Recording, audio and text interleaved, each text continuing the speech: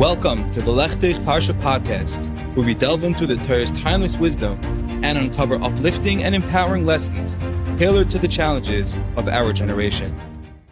Agudin of Shabbos, Agudin Chodesh El. Hope you're doing well. I hope you had a wonderful week. This week's shir is sponsored by Shimon and Randy Marlin of Wesley Hills, New York. Le'ilei Nishmas, Yeino Ben Chaim Leib, Allah Shalom, Me'ez and Shalom have an Aliyah. For future dedications, please reach out to 845-367-2959. In this week's Parsha, we learn about the halachas of the Melech, of the King of Klal Yisrael, and we find a very interesting halacha, we find a very interesting requirement for the king, which is as follows. The pasuk says, "V'haya keshivta al kisa malchusay v'chasav leis mishne haTorah hazois," that when the king is seated on his royal throne, he shall have a Mishnah Torah, which is loosely translated as a copy of the Torah.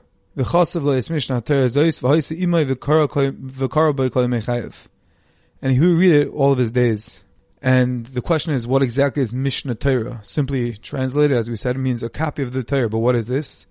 So Rashi, the go-to explanation, tells us Mishnah Torah actually means he should have two copies of the Sefer Torah, but they are meant to be kept in very specific places. The first place, Rashi says, is to be kept with him in war, in combat, on the battlefield. And the second one is to be kept, as Rashi says, bebeis genozov, in his treasury. This leads us to the obvious question, which is, the Torah Akdoisha, a written Sefer Torah, the Torah scroll, is meant to govern our lives.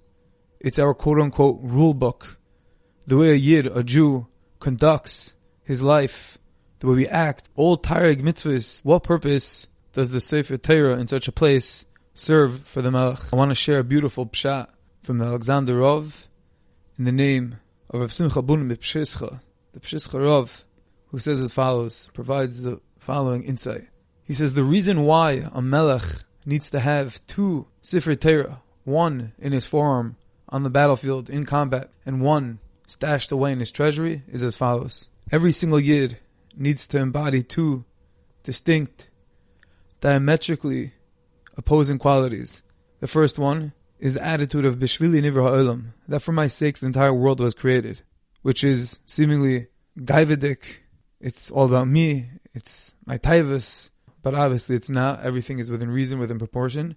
And the second quality is Anochi Afer Ve'efer.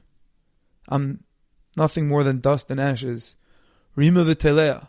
I'm no more than a maggot and a worm.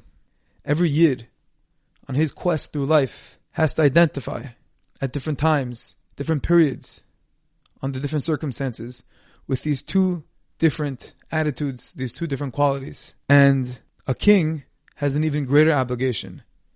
As the Torah says in this week's parsha, that besides these qualities of every regular Yid, every regular Jew, Melech, the king, has an even greater requirement, which is, you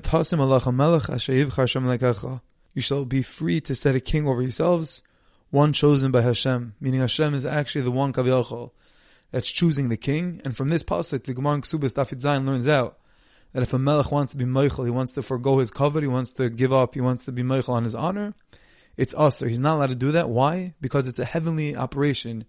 It was a divine choice. The fact that this person rose to Melucha, rose to kingship, it's clear, it's apparent that was Ratzon Hashem. Hashem chose him, and therefore, if he's giving up on his own covet, it's giving up on Kavod Shemayim, which he's not allowed to do. And therefore, a king, a Melech, cannot be Meichel al Kavod, he cannot forego his covet. What we see from here is that every Yid, we face a conflict with two different attitudes, two different qualities. One of Gaiva, one of it's about me, but obviously not real Gaiva. It's kosher gaiva, it's kosher gaiva. We're allowed to do what Hashem wants us. Hashem wants us to feel good.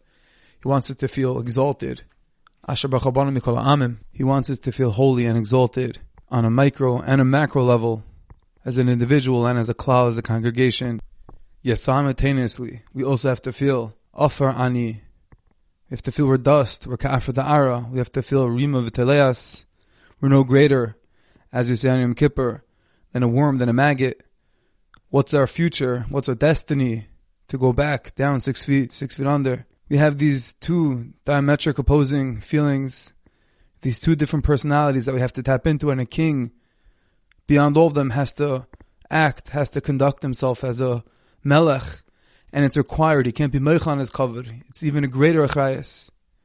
And therefore says Reb Simcha Bunim that the reason why a king has to have two Sefer Torah, one in the battlefield and one locked up in his treasury, is because this serves as a reminder that there's two separate avodas. There's one on the battlefield. There's one with all the glory and fame and honor that's required of him to conduct himself with. That's required of the people to give him, that Hashem wants him to have on the battlefield. He's making life and death decisions off the cuff. Everyone's applauding him. And so much feelings of my might, my strength must creep into his head naturally. He's winning wars. He's claiming victory. His name and his kingship, they're gaining traction. Yet after all this, he comes home. He comes to his house. He comes back to his wife and his kids. He opens the door. And at that point, he's no longer the mighty, awesome, Herculean king that he was on the battlefield. He's a regular simpleton, a regular yid that has to conduct himself with ma'ani. Who am I? Ma chai, what's my life? He has to bounce from 100 right down to 0, complete deflation as he opens the door. And at that moment, when he's thinking, when he has all these thoughts of, wow, I just conquered, I just won, my army, my people, look how amazing we are. Our strategies, our tactics, our plan, it all worked out. We're unbelievable, we're incredible, mighty and fierce. And at that second, he opens that door, he comes into his house, futile, nothing, lowliness. I'm no greater than anyone else, says Reb Simcha Bunim. He needs another Sefer Torah. Right when he opens that door, when he opens his treasury, he walks into the palace and he remembers, he remembers, I have a new avodah. I have to bounce back into a different reality, into a different avodah that's in front of me now. What was. On the battlefield, that stays there. Those are the circumstances that have to remain on the battlefield, in war and combat. But right now, it's a new deck of cards, a new set of rules. That is the second Sefer Torah. He opens up, he looks at that new Sefer Torah that was stashed away in his treasury. It's glowing. It was sitting there the whole time, pure and holy. It wasn't influenced by all the victory, by the Kricha V'Eitzim Yadi. It sat there pure and humble. And when he looks at that Sefer Torah, it reminds him that there's a new avodah that's mandated. The avodah of Hachna, the avodah of realizing that I'm nothing, of Anivus, of Shiflus, of Bittul, of realizing that I'm not really a king, I'm not really anything.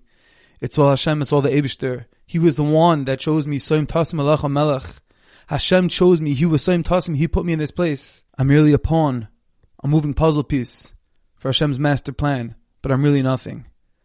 And when he looks at that Sefer Torah, it reminds him, he's able to make this new matziv, this new situation, a reality. He looks at that Sefer Torah stashed away, and he says, it might be a new avodah. I need to be reminded of the humility, the anivus that I have to tap into now. But it's one Sefer Torah. It's a separate avodah.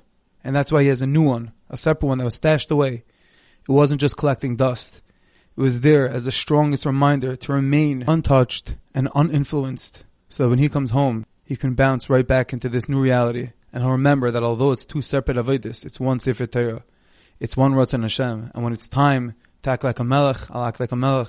And when it's time to act like a regular, simple, futile, powerless yid, I would do as such. And this is why he has two Sefer Torah. To be able to hover between these two realities that are both required of him.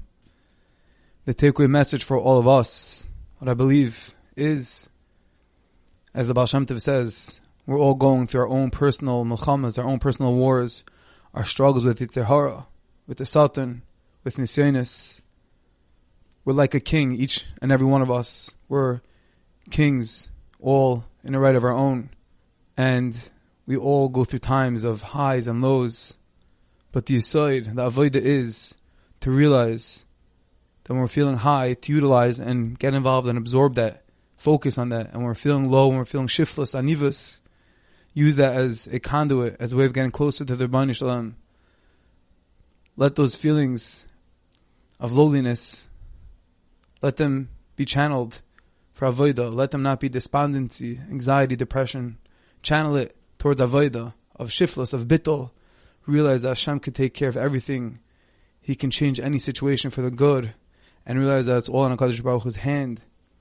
And when we use these avodas, when we use these opportunities for more mitzvahs, for more kedusha, we're all, in essence, being a king, because that's the avodah of a king.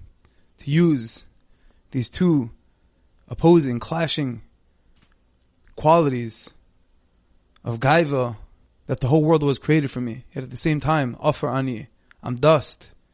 And us too, each and every one of us, we have to be able to bounce between, hover between those two worlds. And we must always remember that it's not two separate avodas. It's one avodah, it's one Torah, it's one Ratzon Hashem. And even during El, when it's time of self-introspection and shuva, not to beat ourselves up too much. It should be mitoich ahava, mitoich love and coming back to the Rebbeinu Shalom.